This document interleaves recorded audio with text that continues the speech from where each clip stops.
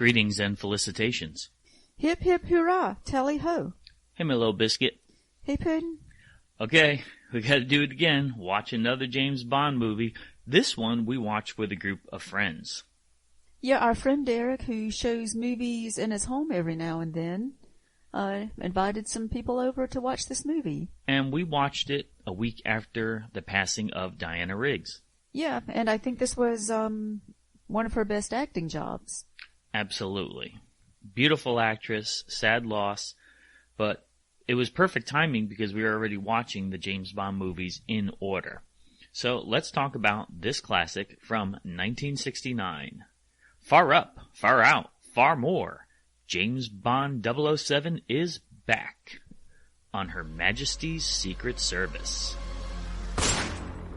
Directed by Peter Hunt, produced by Harry Saltzman and Albert R. Broccoli, screenplay by Richard Maibaum, based on the novel On Her Majesty's Secret Service, starring a very new James Bond, George Lazenby, Diana Rigg, Telly Savalas, Bernard Lee. Music by John Barry, produced by Eon Productions and distributed by United Artists. The release date for the London premiere was December 18th, 1969. At the time, this was the longest James Bond film, 142 minutes. The budget was $7 million. The box office smashed in at $82 million, second highest grossing film of the year. All right, let's talk about some of the details. I mean, it has to do with agriculture, mob boss. We have layers here. The return of Blofeld. What did you think? The basic plot was okay, and I think Blofeld, Telly Savalas, they got a star to play Blofeld. Mm-hmm. That was pretty cool. Holding the world ransom by taking food products like livestock and plants infertile. That was pretty wild, but it worked. Well, the movie had, to me it had a 70s vibe. I mean, it was made in 69. Mm-hmm. But I still saw the look of it is very 70s. The way the women dressed, and even Bond, the way he was. You know, he had a different look. But of course it was a different James Bond in this movie. It totally was. And we need to talk about that first off. New James Bond. George Lazenby. He was born in Wales, raised in Australia. How'd you think he looked as a Bond? I can't really say much about it. Probably because because I'm so used to Sean Connery and Roger Moore. I didn't think George was really a passable Bond in this movie. He just didn't look right to me. Interesting, because he's a model. I mean, he's a handsome guy. He is handsome, 6'2", the exact same height, size as Sean Connery. So what he didn't have an acting background. He ended up putting on a Rolex watch, cut his hair so he had more of a Bond look, took a suit that was intended for Sean Connery that was at the laundry, put it on, applied for the job, and lied about his background in theater. I mean, he was a car salesman, but because he was so strikingly handsome, they figured, let's hire this guy, and he was also rugged. So they needed to move forward because Sean Connery said he wasn't interested anymore. George Lazenby fit the role. And they said he had been in a chocolate commercial. That was about the only so-called minor acting. Things. Exactly, Yeah. Exactly. Okay, what do you think about the opening credits? We had more visual effects. This one had the British flag, the Union Jack on it, so it was firmly planted that James Bond is back in Europe. And instead of having a pop singer, it had more orchestral music. So some things a little bit same, but some things a little bit different. That's probably, a good sign of the rest of the movie. To me, I saw it as more of a satire of a Bond movie. Wow, really interesting. Because right off the bat, let's just express this. I love the movie. And you? Yeah, not really as much. Even though it had some good parts to it. But like I said, I think it fits more, to me it was more of a satire than a serious James Bond movie. For some reason I just, okay. It didn't quite fit in with me. All right, and I could see why, because there were certain tropes that we look for in James Bond that this was missing. That James Bond is known for his incredible gadgets, and we were lacking in that area. This tended to be more of a spy thriller than the James Bond that we've been used to, especially for the last 4 films. So, I mean, there was a breakaway in the theme. Even Telly Savalas, he wasn't the over-the-top evil villain that Donald Pleasance played previously. He had more of a normalcy about him. So you didn't have that super villain-ish foe in this movie. So there was a deviation in the feel and the theme, and especially, like you said, it had something of a 70s feel. You're looking at turtlenecks and brighter colors. Would you say that was more of a distraction for you as well? Yes, it was, because it had that mod look, I guess you would call it, and so it's, and we don't see James Bond in that way. Yeah, up until this point, true. Mm-hmm.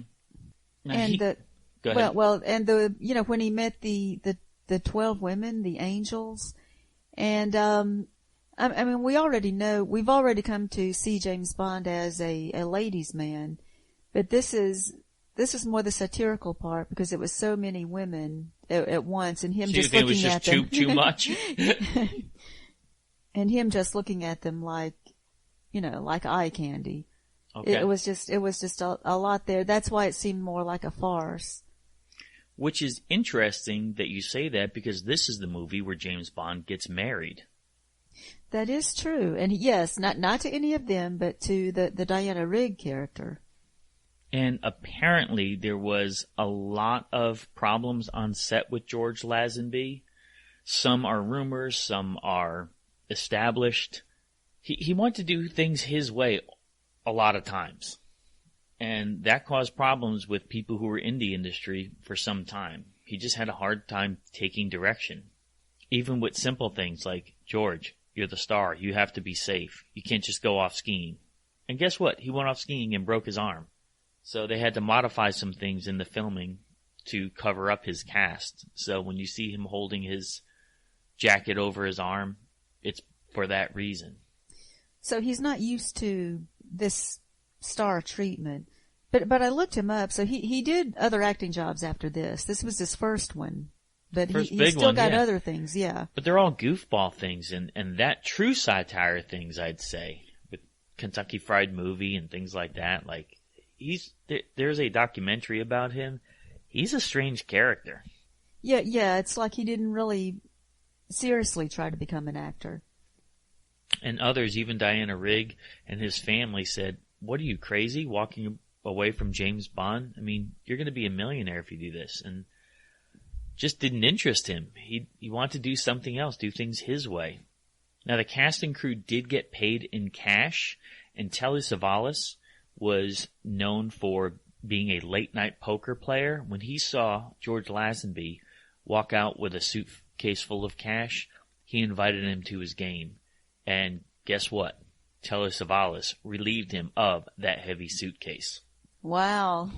So they were both gamblers, and Telly Savalas was the better at it.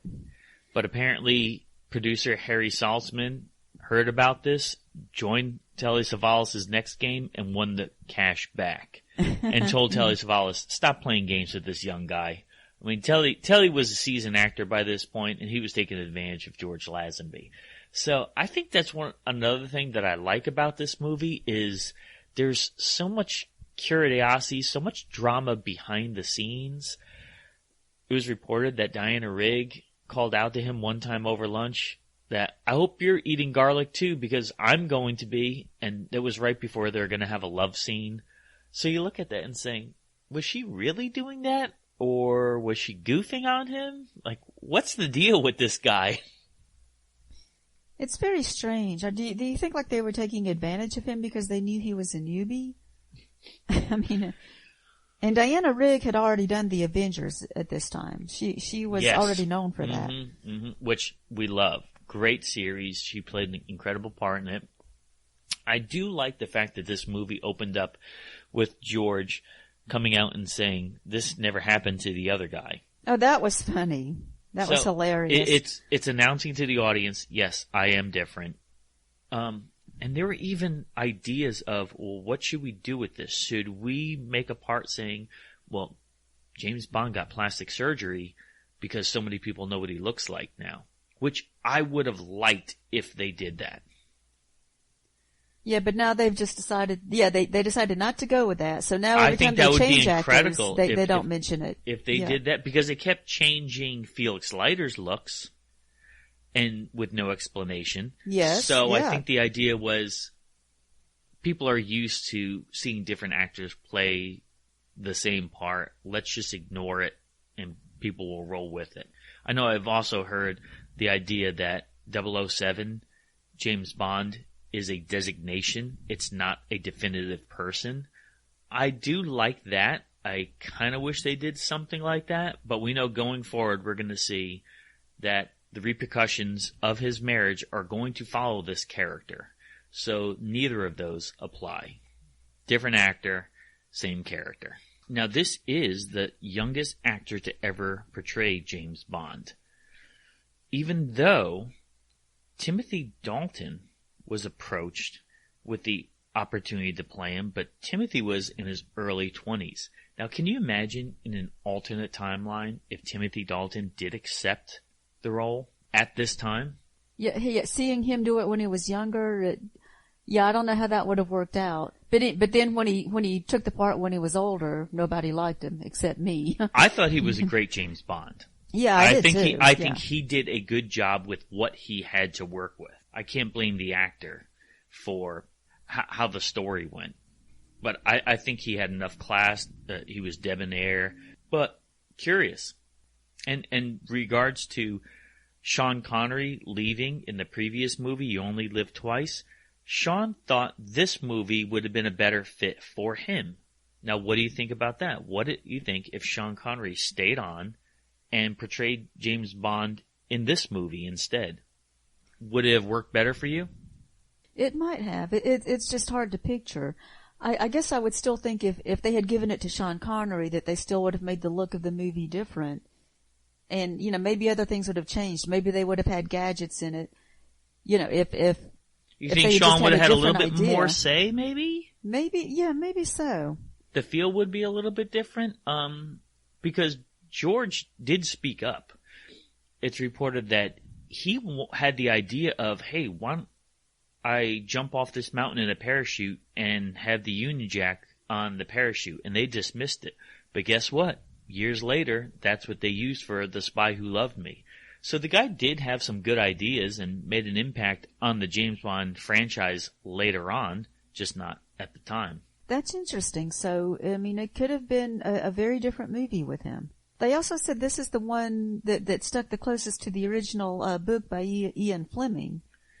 And Matt Sherman's going to jump in later on and talk about that. It's always interesting to hear the comparisons and the contrast between the book and the movie. I know he does a great job covering that, but that is true, which is the exact opposite of what happened with the previous movie. You Only Live Twice deviated so far from the book. And this movie also had Catherine Schill, who played Maya on Space 1999. That's so wild because I did not recognize her in this movie. Well, she looks completely different. She was Totally. a human in this movie for one, but she was a blonde in this movie, whereas she was a brunette or redhead in Space 1999. And this is the only James Bond movie to be filmed entirely in Europe. And I think the scenes on the top of the mountain were absolutely gorgeous. That actually is a revolving restaurant. The big ski scene at the end. It was good, but I just think it was kind of long. It kind of went on a while, but that's become a common theme of these James Bond movies too, having these long action scenes. But the skiing, it was pretty spectacular though, watching it, and the stunts and the visuals, the way they did it, it was all pretty cool. And we're going to see James Bond some years later again jump on skis. But what I liked about the ski scene, it shows that James Bond can do just about anything. Like any environment, he could go underwater, he can go in the snow, he could be on a beach, He can be on a mountain. I mean, he's the ultimate man of adventure. That's true. He can survive in any situation, any environment. That's one of the cool things about him. It's one of the reasons he's so popular, I think. He's in all of these movies and he can do all of these different things. It's what makes the spy world so glamorous. It's why we like spy movies. And it's wild to think about the different ways that things could have changed. We're talking about spies, but also detectives. Batman, the world's greatest detective. Adam West, believe it or not, was thought to be a replacement for Sean Connery. Now, how different would the movie be if Adam West was James Bond? That's a really strange idea. And I cannot think of Adam West, not just as Batman, but also as a comedy actor. I mean, because that's the way the old Batman was on the 60s show. Mm-hmm. It would be a different feel. I mean, it just shows that all these different options that we're discussing, that the main actor does play an important part, especially in the James Bond movies. All right, what did you think about James Bond in a Kilt? Oh, that was nice. I mean, it still would have been better with Sean Connery.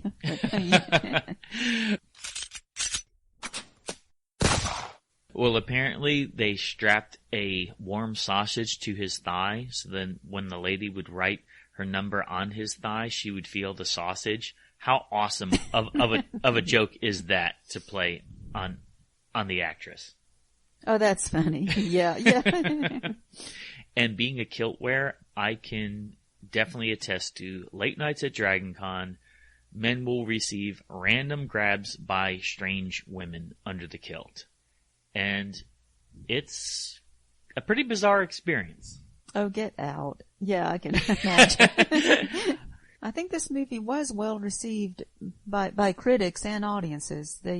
Most people actually liked it. Initially, some went back and forth. So, I mean, it is a controversial movie among some. Tell you what, when I was a kid, I didn't like it at all.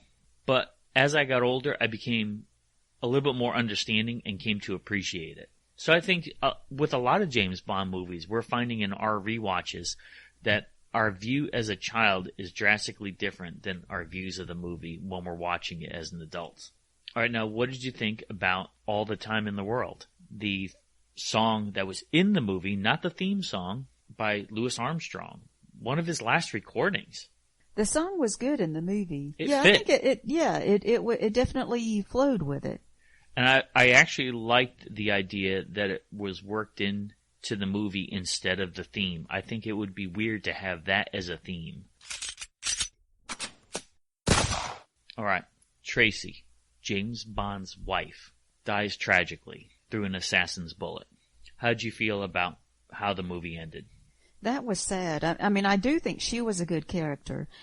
I mean, I like that she was intelligent and she seemed to be his equal. Mm-hmm. And the thing is, and it was so surprising that he married her, but then after he did marry her, you can't say you're surprised that she died because James Bond is supposed to be a ladies' man, so he can't really be, like, he can't have a wife at home. So that's kind of the playing with the audience's emotions there, having him get married and then having his wife die, but she had to, because that's the James Bond character can't be married. Yes, and it was sad because I think after all these years, it shows that he really did care for someone. He wasn't just a playboy. He wasn't just out for fun all the time, but he finally found someone, like you said, as his equal. That could be his partner. I mentioned Playboy. This movie was the book was serialized in Playboy magazine, and there was a Playboy reference in the movie. So we see like cross-marketing or little Easter eggs in there, little references, which I think was kind of cool. I think that this is an important movie, especially for that, because we're going to see multiple times throughout the franchise that it's going to make reference to his wife. I guess it does make him more human, which could, in a lot of ways more grounded, makes him more identifiable. Mm-hmm. So now he's lost a wife. Now that's part of his history. Yeah, absolutely. So this is a Bond film that we don't exactly see eye to eye on. You, not so much a fan. I very much enjoyed it. Hey, Puddin'. Our friend Paul Meyers is a James Bond super collector. Actually, let's pass the microphone over to him. He's been on the locations in Switzerland where this movie was filmed, and he could give us some additional insight into what it's like. Hello, everybody. My name is Paul Meyers, and I'm a Bond fan. I assume you are too. You wouldn't be listening to this podcast. I became a Bond fan in 1964. My brother was an usher at a local movie theater that was showing Goldfinger. He took me there, sat me down, gave me popcorn and a drink, and went about his business. From that moment, I was hooked, and I continue to be hooked to this day.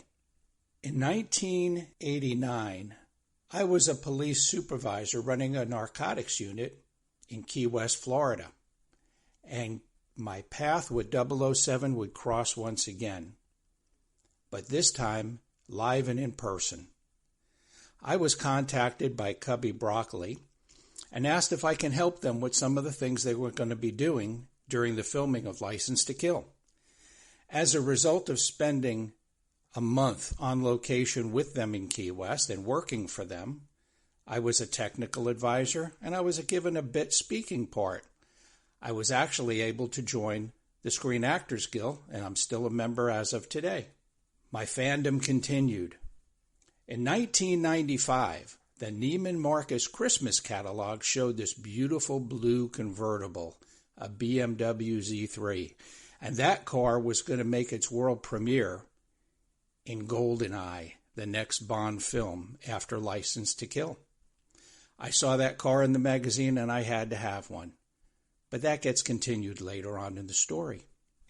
In September of 2017, my partner Vicky and I took one of our trips. As we do, we always look for interesting places to go, and we try to visit some film sites, if possible, on those journeys. I had nothing to do with choosing our trip, where we were going, or any of the arrangements. Vicky took care of that. But I knew we were going to Germany and Austria to visit some of her family. Then I found out she also had family in Switzerland, and we were going there to visit them. What I didn't know was we'd be taking a train to Interlaken, and from there going to Lauterbrunnen and staying at the Hotel Filberhorn in their 007 suite. After doing that, the next day, we started our ascent to Piz Gloria through 3 different cable cars. And when you get to the top, it's actually called Bond World. And it's amazing if you're a Bond fan. While Vicky roamed right into the souvenir shop, I went outside. And it was actually snowing out, and it was pretty chilly. And they had all these standees of Bond figures that you can pose and have photos with, but the view was amazing. And knowing that they actually filmed this film on this location, and you were getting to stand there and be there and do whatever you want within the confines of this property was absolutely amazing. The bathrooms at Bond World were amazing. Automated sliding doors with all kinds of designs. I mean, the most modern technology. I posted videos of these on Facebook because I was just so amazed at these bathrooms. One of the restaurants has the same fixtures that were used in On Her Majesty's Secret Service. And you can pose for photos with them. And then they have meals, like the Bond burger, which I had. They also have a Bond spaghetti dinner, and I didn't see the relevance, so I passed on that one. In the end, we came out of there, about 6 hours later, with 3 shopping bags filled with Bond merchandise, and it was just an amazing time. If you're interested in Piz Gloria, I'm sure if you do some research on Facebook and Google, you will find amazing photographs of this hard-to-get-to place, but it's not to be missed if you're truly a Bond fan. And with that, I'll go back to what happened with the Z3. I wanted this car since I first saw it. And a few years later, I started searching for one, and it was difficult to find one. I found out that Neiman Marcus made 100 special Bond edition Z3s. Finally, in early 2017, just before we went to Piz Gloria, I found one. And it's now sitting in our garage. It's number 31 of 100, and that's where I'm recording my podcast from today. Without further ado, let's turn the microphone over to Matt Sherman of Bond Fan Events. Hello, StarPodTrek fans. This is Matt Sherman of BondFanEvents.com and the books James Bond's Cuisine, 007's Every Last Meal, and Playing Games with James Bond. I'm here to talk about OHMs. OHMs. No, I'm not meditating. I'm using the established acronym for On Her Majesty's Secret Service. And I'm going to tell you today some insider George Lazenby and Diana Rigg stories in just a few minutes. Arguably the closest of all the Bond films to its source novel, On Her Majesty's Secret Service, or OHMs as it's known among fans, is compelling. So if it's so close to the novel, why read the novel? Well, for one thing, the novel was written by Ian Fleming, and all of his novels and short stories are so underrated. I can't tell you how underrated they are, and it's only now that academics and critics are really putting them to the acid test and finding that Fleming was a fantastic writer. The man was a journalist, led a string of journalists, a master planner, and basically ran the Naval Intelligence Service of Britain during World War II. He was an editor. He was a humorist, a columnist. He wrote a children's book that became a bestseller and a film, Chitty Chitty Bang Bang, and so on. And so On Her Majesty's is great reading and is densely packed with many insider details. If you love OHMs, you'll love On Her Majesty's Secret Service, and it in turn will make you love the film more. The ski scene is more in-depth. It's more suspenseful. It's more exciting than it is in the film, even with all these stunts. And the movie inspired my love of props collecting. As StarPodTrek listeners know, I have been a book collector since I was a child, but have collected hundreds of props, especially in the last 10 years, genuine and replica, but at this point now, actually several hundred James Bond movie props that are genuine. And the props game is played twice in On Her Majesty's Secret Service. Blofeld literally chides Bond's disguise props because Bond is wearing a kilt and a pinky ring and some eyeglasses and is pretending to be Sir Hilary Bray, doing the study of heraldry to lure Blofeld from his lair, as in the novel. And earlier, when Bond examines his mission mementos, George Lazenby as James Bond examines Sean Connery's mementos, Honey Rider's knife and belt, Red Grant's Garrett wristwatch from Russia with Love, and Q's amazing underwater rebreather from Thunderball. This should put paid to the theory that Bond is merely a cover name, which a lot of film fans understandably think after watching these films for over 50 years. No, George Lazenby is Sean Connery. Sean Connery is George Lazenby. They're both James Bond. And George pulls open a drawer and looks at the gadgets from his, James Bond's, past adventures in On Her Majesty's Secret Service. I think it's time to tell you this. Get ready for a long film. On Her Majesty's was the longest Bond film before Casino Royale, and now Spectre, long, and No Time to Die, if it's not edited before it eventually airs, will be the longest. But OHMs is a long film.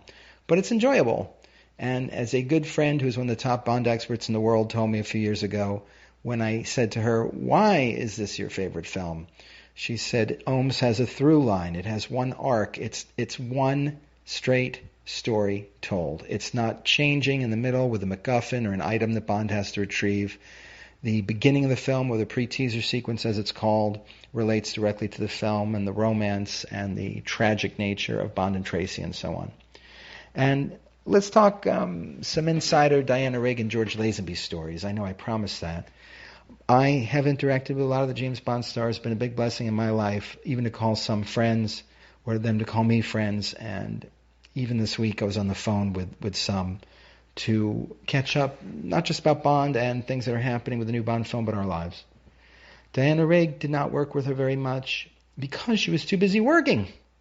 The last time we remember her passing, now it's still very fresh, on the 50th anniversary of Ohms, very sad.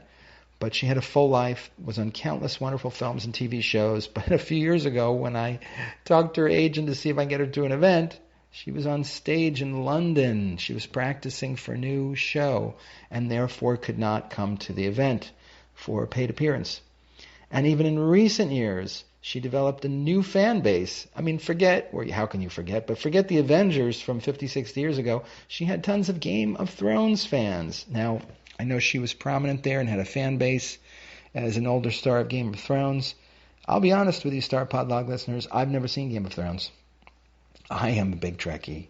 I am a big Star Wars fan, and I'm a huge Tolkien fan. I've read Silmarillion multiple times and explored all aspects of Tolkien fandom in Lord of the Rings. And I asked a family member who liked Game of Thrones, was watching the first couple of seasons, what's it like? And she said, well, it's just like Lord of the Rings. You'd really love it. There's a lot more fighting, and there's a lot more raping. So I haven't seen Game of Thrones yet. I might. I'm tempted to watch an episode here or there. But Diana Rigg was a star for decades. From Game of Thrones going all the way back to her early days on screen and on the stage. She is also fondly remembered by George Lazenby. Trust me, on the best possible authority, I know that George was deeply moved when she passed, and that he sat down and cried that day and was sad all day long, feeling melancholic about it. He sent a beautiful tribute note online, which many of you have read, where he said, the discussion that we were fighting on set or at war was all rumors and nonsense. She was a great lady, and she even mentored me in how to handle myself. I didn't know how to handle myself. Of course, the pinnacle story of Ohms, all of you know, or many of you know, is that George Lazenby did a one-off Bond film, came from real obscurity to do this film, and then was out of the franchise. And there are entire books written about this story, and in recent years, a new documentary or two about George's story. So I don't want to go too deep into the woods there, but I will tell you that they had a good relationship on the set. George was a ladies' man and approached Diana for a relationship. She was firmly in a relationship, but she really mentored him in how to handle the press, how to handle the public, how to comport himself on set. Peter Hunt, the great editor, became a solid director with Ohms, promoted from within, as many of the Bond crew are by the Bond producers. But he didn't give George a lot of mentoring in life needs.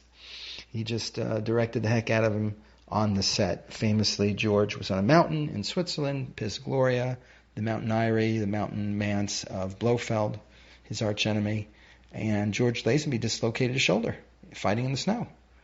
And Peter Hunt, who was Australian, told him the next morning, "You're a big boy, George. Just get out there with your shoulder." And made him do not just filming or dialogue, but action scenes with a busted shoulder. And George did it because he's a tough guy. He's a big guy. When you see him in person, no matter his age, you'll think he could still be Bond. In real life, George is a scratch golfer and a real estate magnate and many interesting and wonderful things. And he is a great talker. If you think I'm a good talker on this podcast, wait till you hear George. Get him going on a subject, and it's hard to stop him. George appeared at our SpyFest 2003, and I'll tell you a few insider stories about it. My wife and I, developed the first inaugural and still to this day largest ever spy fan convention in Los Angeles, Long Beach, aboard the RMS Queen Mary, who is permanently moored in Long Beach, California. We had thousands of fans in attendance and over 85 actors and special guests like George Lazenby. We had 10 James Bond actors from the film series. We had 10 other insiders who worked directly with Eon, either in production or in writing and critical thinking. We had CIA, FBI, KGB, and NSA agents. We are still the only convention that was ever officially dubbed by the CIA as worthy to come and appear and to talk with the general public. And we had a fabulous time. We had so many special guests that what I had envisioned for programming, where you'd have one person on stage, became panels. So instead of having one man from Uncle Expert, we had a panel of them. Or it was incredible stories. But George appeared as part of a retinue of Bond actors and actresses, and he talked a lot. And the other actors knew him and know him, and many of them knew him from prior productions. It was interesting to see Maude Adams kiss George as an old friend and have a lot of fans go, wait, but what Bond movie was that? Where Octopussy kissed, what was that? And I think part of the reason he was so loquacious at Spy Fest, it's not a sin, not anything wrong, is that Ohms was coming into its own. It was really with the release of Bond on DVD, not so much VHS, that On Her Majesty's became a known quantity for those who hadn't seen it as children or were born in the 70s and grew up with Roger Moore. And not only was Ohms being shown more in early 2000s, but George's acting was being praised and the tone and quality of the film. Some find On Her Majesty's slow, or some find it a little dull, because it is also a world-class drama and a relationship film and a father-in-law film and a marriage film and all these things that seem contrary to the usual Bond canon. But others recognize it for its wonderful story. I have friends who've seen On Her Majesty's 100 times or more, 200 times. They really adore it. And a lot of it's George's acting. I think a lot of the adoration for Ohms, too, could be a fantasy. After all, is it that George is a wonderful natural actor? Or is it that he fulfills every man's fantasy of being Bond? Hey, you can be Bond, even if you've never really acted in anything longer than a brief TV commercial where you didn't talk. Well, George Lazenby's acting is very good. It was then, it is now. He's done a lot of projects since. And speaking of commercial, he's also quite successful at selling real estate. Who wouldn't want to buy their home or apartment condo from James Bond? So George has made a tidy fortune in realty. And he's a great guy.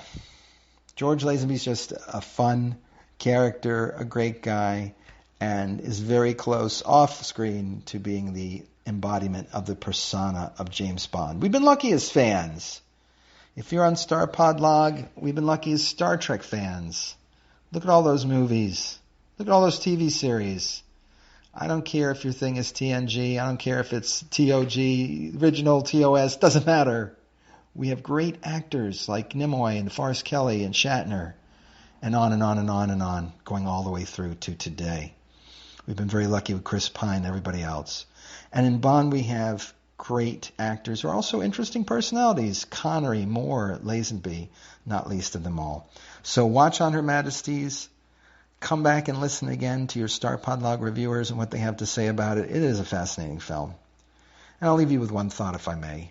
And that's the Nymphalis polychloris. Or is it a polychloris nymphalis? Because George, with his Australian accent, comments on it when he sees this butterfly, this Lepidoptera example in M's home. Ohms takes us in M's home, and M's collection is butterflies, and he's pinning butterflies. And Bond says something like, that's a fine example of a Nymphalis polychloris nymphocalis, or whatever he says in his Australian accent. And it's just a fun moment. But it's not the only time Latin is used in Bond's world. As a matter of fact, I found 20 instances where Latin is prevalent in the Bonds, and that's one of the games called Latin Lovers in my new book, Playing Games of James Bond. Play it, read it, heed it. You can have a ball. It has trivia that you can do on your own as a reader, pen in hand, or you can share with a friend or two or three, and it stems from playing games at our Bond fan events. Janine Sherman and I have done Bond events all over the Northern Hemisphere and even in Europe. And next year, travel permitting, in February, we're leading a group of fans to Cairo, Egypt. So very exciting.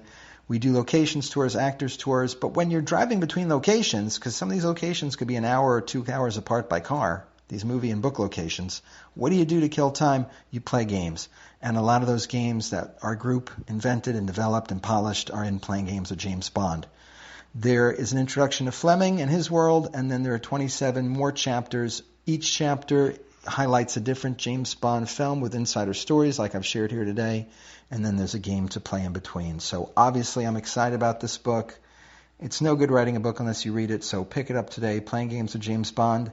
And we'll be back soon, I hope, Lord willing, to discuss one of my very favorite Bond films, one of the funniest, if not the funniest, Bond film, the one with the most memorable dialogue, and also one of the most controversial Bond films. Focus so much on American locations, diamonds are forever. We'll see you soon and hear you soon next time at StarPodLog.